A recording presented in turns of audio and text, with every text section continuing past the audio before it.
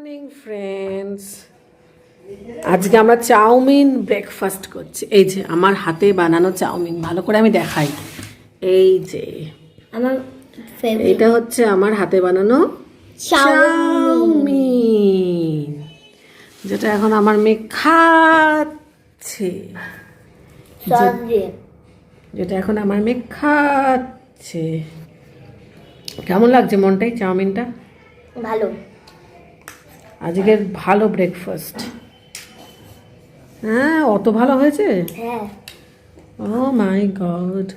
ও, আর একজন এখানে শিম পাড়ছে জলের ট্যাঙ্কির ওপরে দাঁড়িয়ে।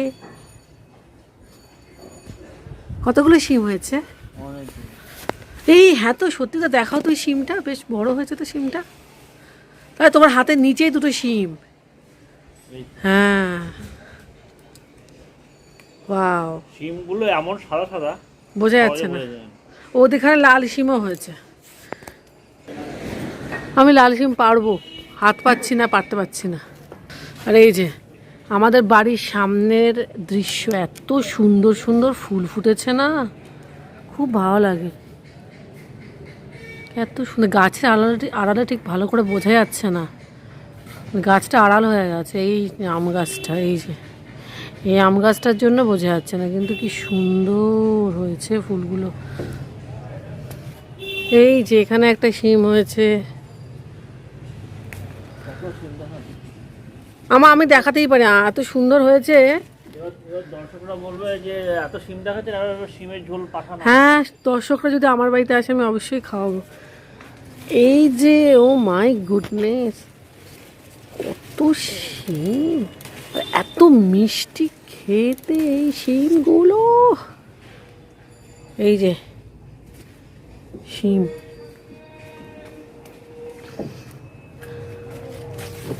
এরকম গাছ থেকে শিম পাড়তে সবারই ভাল লাগে, দেখাতেও ভাল লাগে, পাড়তেও ভাল লাগে। এই যে এত শিম, এই দেখো কাণ্ড, এই দেখো সামনের দিকে ঝুলে আছে। না না, কোথায়, এই তো যথেষ্ট বড় হয়েছে, আর কত চাও। তো কত সুন্দর, এত আমার তো মনে হচ্ছে আমি মাছ দিয়ে বাটা করি শিমের, এই রেসিপিটাও হয়ে যাবে। শিম বাটা রেসিপি আমার দেওয়া হয়নি। এই যে এতগুলো শিম হয়েছে, আমাদের একদিনের বাজার,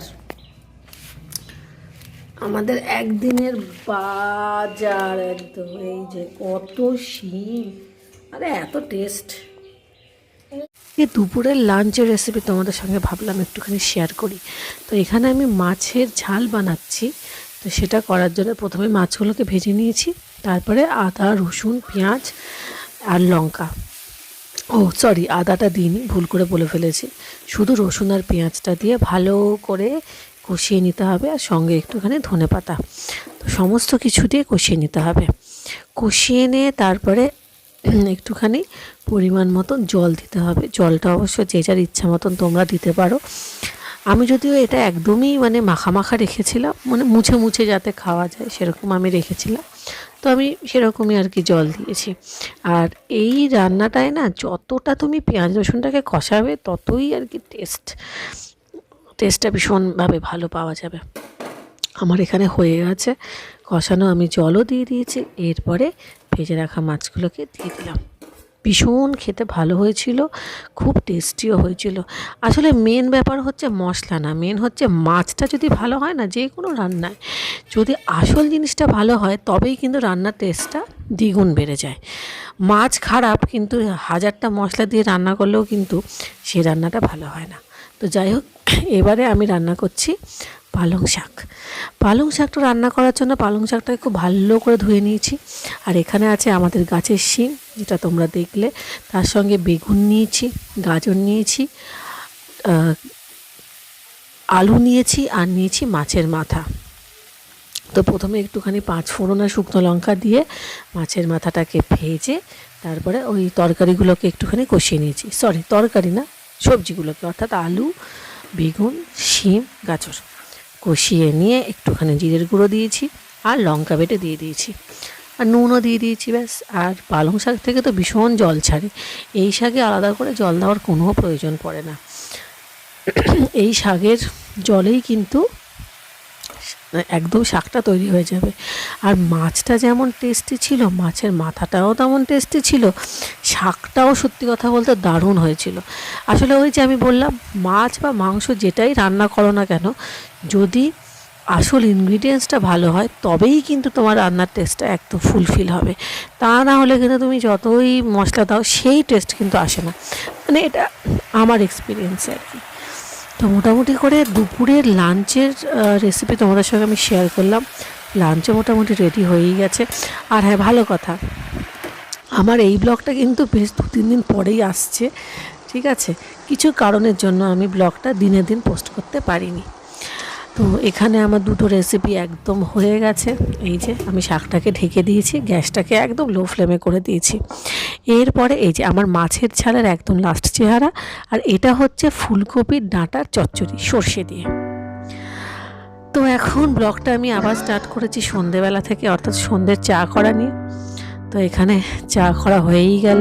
সারা দিনের কাজের পরে সন্ধ্যের সময়টাতে যেন সময়টা একেবারেই কাটতে চায় না, মানে কি বলবো আর, মানে বোরই লাগে ধরতে গেলে। আর এখানে এখন সন্ধ্যের পরে একেবারে ভিডিও শ্যুট করছি রাতের বেলা, কারণ আমার মেয়েকে নিয়ে একটুখানি পড়াশুনোর ব্যাপার ছিল, কারণ সামনে ওর পরীক্ষা। তো এখানে আমি আলুর দম রান্না করছি। এই যে এখানে আদা, রসুন, পেঁয়াজ, মটরশুঁটি, টমেটো, আর এখানে কিছুটা কুমড়ো ভাজা। আর আলুর দমের রেসিপিতে যেটা মেন ইনগ্রিডিয়েন্টসের আমি ইউজ করছি সেটা হচ্ছে দুধ। তো দুধটা আমার দেওয়া হয়ে গেছে। আর তোমাদের সবার কাছে আমি একটুখানি সরি বলে নিচ্ছি, তার কারণ হচ্ছে দুধটা দেওয়ার সময় আমার ক্যামেরাটা অন করতে আমি একদম ভুলে গেছিলাম। তো যাই হোক, এখানে দুধটা দিয়েও কিন্তু খুব সুন্দর করে কষাতে হবে। আর দুধটা এই জন্যেই দিয়েছি কারণ যাতে একটা ক্রিমি ভাব আসে। এখানে দেখো বেশ সুন্দর একটা ক্রিমি, একটা ইয়ামি ভাব এসে গেছে। আর আলুগুলোকে তো নুন দিয়ে সেদ্ধ করে নিয়েছি এখানে। এই যে একদম লাস্ট হচ্ছে পরোটা আর আলুর দম একেবারে রেডি। তো শীতের রাতে পরোটা আলুর দম খেতে খুব ভালো লাগে, কিন্তু আমার মেয়ে আলুর দম খায়নি, ও মাছ দিয়ে পরোটা দিয়ে সস দিয়ে খেয়েছে, মানে অনবদ্য, মানে কি বলবো। এই ছিল আমার আজকের রাতের রেসিপি আর দুপুরের রেসিপি। কেমন লাগলো অবশ্যই আমাকে কমেন্ট করে জানিও।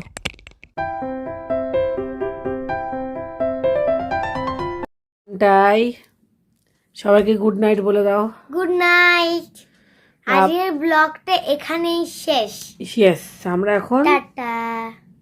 শুতে এসে গেছি। আজকের ব্লগটা এখানেই শেষ করে দিচ্ছি, কারণ আজকে সামনে এসে কথা বলার বা মানে সামনাসামনি ব্লগ করার একদমই সুযোগ হয়নি, কারণ একদম সময় ছিল না হাতে। তো সেই কারণে একেবারে ব্লগটা শেষ করার টাইমেই তোমাদের সামনে এলাম।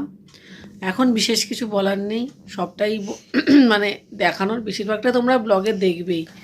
তো আজকের মতন এখানেই শেষ, এবারে আমরা শুতে যাব। সবাই ভালো থেকো, সুস্থ থেকো।